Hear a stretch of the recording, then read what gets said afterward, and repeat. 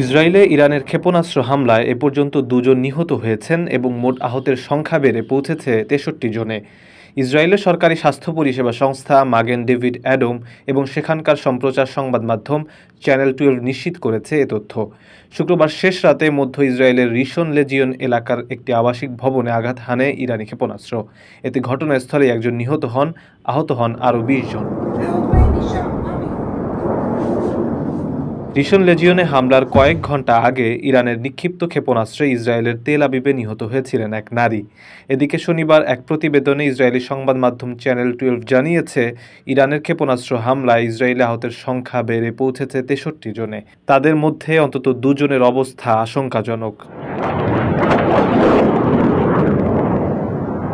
Israeli দৈনিক Haaretz জানিয়েছে, ইরানের ক্ষেপণাস্ত্র হামলায় ইসরায়েলের রামাত গান শহরের ৯টি আবাসিক ভবন ধ্বংস হয়ে গেছে।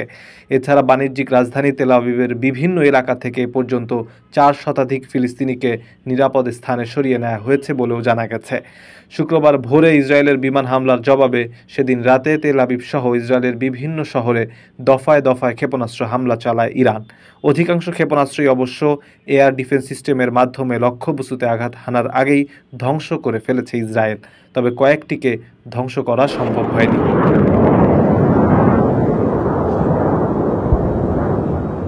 রেমিটেন্স যোদ্ধাদের ঢাকায় বিশেষ ছাড়ে রেডি ফ্ল্যাট দিচ্ছে শতভাগ বিশ্বস্ত ও নির্ভরযোগ্য প্রতিষ্ঠান প্রবাসীর সিটি।